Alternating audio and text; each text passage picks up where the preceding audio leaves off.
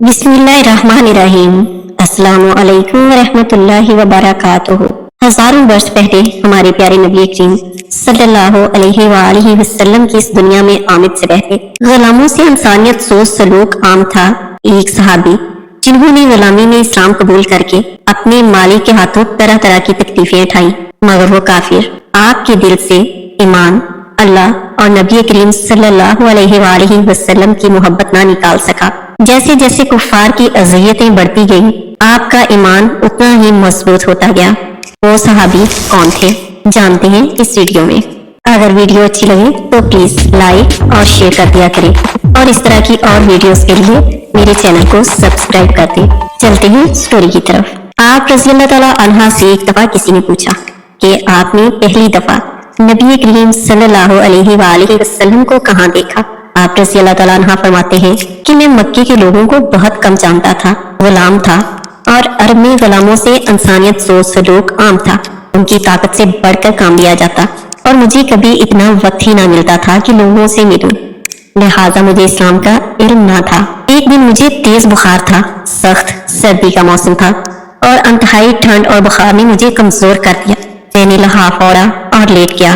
मेरा मालिक जब ये देखने आया कि मैं जौ पीस रहा हूँ या नहीं, तो मुझे लहाफ ओढ़े लेटा देखकर आग बबूला हो गया। उसने लहाफ उतारा और सजा के तौर पर मेरी कमीज भी उतरवा दी और मुझे खुले सहन में बिठा दिया कि यहाँ बैठ के चक्की पीसो। सख्त सर्दी और बुखार में इतनी मशक्कत वाला काम। मैं रोते हुए चक्की पीस रहा था कि दरवाजे पर दस्तक हुई। मैंने दरवाजा खोला तो एक नहायत मतीन और पुरनूर चेहरे वाला शख्स अंदर दाखिल हुआ और पूछा कि जवान क्यों रोते हो। मैंने कहा कि जाइए और अपना काम करें, आपको मेरे रोने से क्या गर्ज। यहाँ पूछने वाले बहुत हैं लेकिन मदद कोई नहीं करता। नबी करीम सल्लल्लाहु अलैहि वसल्लम ये जुमला सुनकर चल पड़े। जब जाने लगे तो आप रज़ी अल्लाह तआला अन्हा ने कहा, मैंने कहा था ये पूछते सब हैं, मदावा कोई नहीं करता। हुजूर नबी करीम सल्लल्लाहु अलैहि वसल्लम ये सुनकर भी चलते रहे। आप रज़ी अल्लाह तआला अन्हा कहते हैं कि दिल में जो हल्की सी मदद की उम्मीद जागी थी वो भी खत्म हो गई। लेकिन आप रज़ी अल्लाह तआला अन्हा को क्या मालूम था कि जिस शख्स से अब वास्ता पड़ा है वो रहमतुल लिल आलमीन है। आप रज़ी अल्लाह तआला अन्हा कहते हैं कि कुछ ही देर में वो शख्स वापस आ गया। उनके एक हाथ में गर्म दूध का प्याला और दूसरे हाथ में खजूरें थी। आपने वो खजूरें और दूध मुझे दिया और कहा कि खाओ और सो जाओ।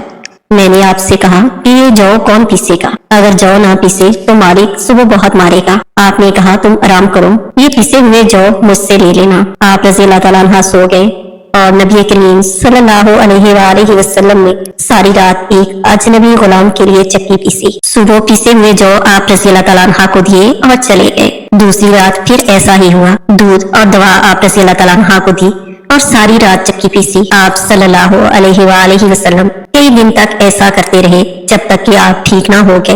ये था वो तारुफ जिसकी वजह से उस लाफानी इश्क ने जन्म लिया। आज भी आप रज़ी अल्लाह तआला अन्हा को इसहाबे रसूल जमील और आशिक़े रसूल कहा जाता है। वो खुश नसीब सहाबी कोई और नहीं, हजरत बिलाल रज़ी अल्लाह तआला अन्हा थे। आप रज़ी अल्लाह तआला अन्हा एक काफिर के यहाँ गुलाम थे।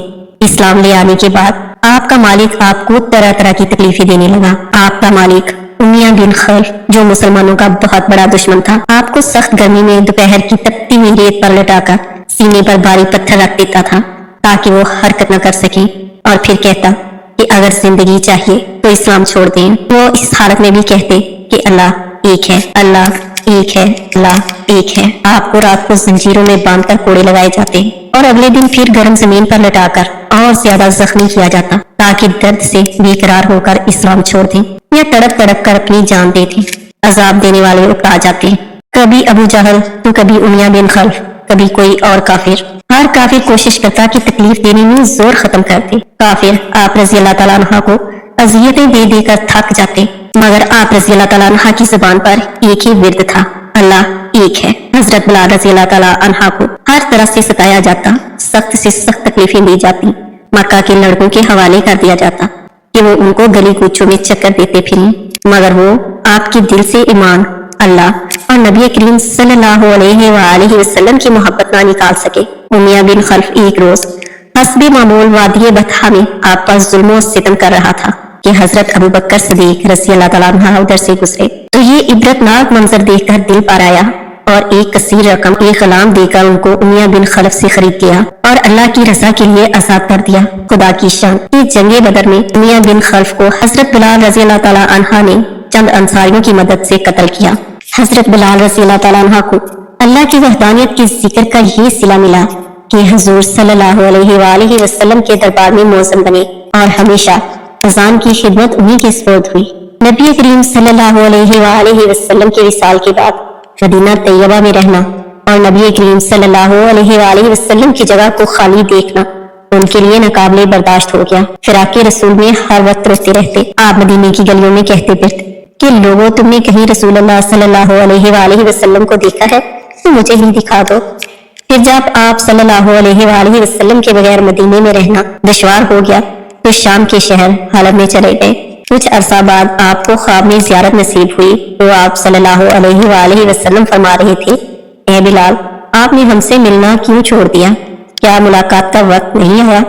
آپ رضی اللہ تعالیٰ عنہ خواب سے بیدار ہوتے ہی اونٹنی پر سوار ہو کر لبیک یا سیدی یا رسول اللہ کہتے ہوئے مدینہ منورہ کی طرف روانہ ہو گئے۔ مدینہ منورہ میں داخل ہوتے ہی سب سے پہلے مسجد نبوی پہنچ کر آپ صلی اللہ علیہ وآلہ وسلم کو ڈھونڈنا شروع کیا۔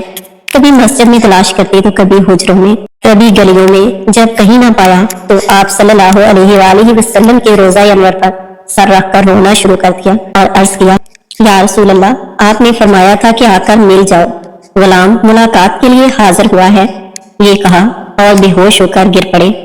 ادھر سارے مدینہ میں یہ خبر پھیل گئی کہ موذن رسول حضرت بلال رضی اللہ تعالیٰ عنہ آ گئے ہیں۔ مدینہ طیبہ کے بوڑھے، جوان، مرد، عورتیں اور بچے اکٹھے ہو کر عرض کرنے لگے کہ بلال، ایک دفعہ وہ اذان سنا دو جو محبوب خدا صلی اللہ علیہ وآلہ وسلم کے زمانے میں سناتے تھے۔ حضرت بلال نے کہا، میں جب اذان پڑھتا تھا تو اس وقت آپ صلی اللہ علیہ وآلہ وسلم کی زیارت سے مشرف ہوتا تھا۔ آپ صلی اللہ علیہ وآلہ وسلم کے دیدار سے اپنی آنکھوں کو ٹھنڈک پہنچاتا تھا۔ اب اذان ادا کرتے ہوئے کسے دیکھوں گا؟ بعض صحابہ کرام رضی اللہ تعالیٰ عنہ نے مشورہ دیا کہ حسنین کریم رضی اللہ تعالیٰ عنہ سے سفارش کروائی جائے، جب وہ کہیں گے تو آپ رضی اللہ تعالیٰ عنہ منع نہ کر سکیں گے۔ چنانچہ حضرت امام حسین رضی اللہ تعالیٰ عنہ نے جب حضرت بلال رضی اللہ تعالیٰ عنہ کا ہاتھ پکڑ کر فرمایا، اے بلال، ہم آج آپ سے وہی اذان سننا چاہتے ہیں جو آپ اللہ کے رسول صلی اللہ علیہ وآلہ وسلم کو اس مسجد میں سناتے تھے۔ حضرت بلال رضی اللہ تعالیٰ عنہ رسول اللہ صلی اللہ علیہ وآلہ وسلم کے لاڈلوں کو انکار نہ کر سکے، اسی مقام پر کھڑے ہو کر اذان دی جہاں نبی کریم صلی اللہ علیہ وآلہ وسلم کی ظاہری زندگی میں دیا کرتے تھے۔ جب آپ رضی اللہ تعالیٰ عنہ نے با آواز بلند اللہ اکبر کہا تو آپ کی آواز سے مدینہ منورہ گونج اٹھا۔ آپ جیسے جیسے آگے بڑھتے گئے جذبات میں اضافہ ہوتا گیا۔ جب اشہد ان لا الہ الا اللہ کے کلمات ادا کیے تو گونج میں مزید اضافہ ہو گیا۔ تب اشہد ان محمد رسول اللہ کے کلمات پر پہنچے تو تمام لوگ حتیٰ کہ پردہ نشین خواتین بھی گھروں سے باہر نکل آئیں۔ ایک تو گریا زاری کا عجیب منظر تھا۔ لوگوں نے کہا، رسول اللہ صلی اللہ علیہ وآلہ وسلم تشریف لے آئے ہیں۔ آپ صلی اللہ علیہ وآلہ وسلم کے وصال کے بعد مدینہ منورہ میں اس دن سے زیادہ رونے والے نہیں دیکھے گئے۔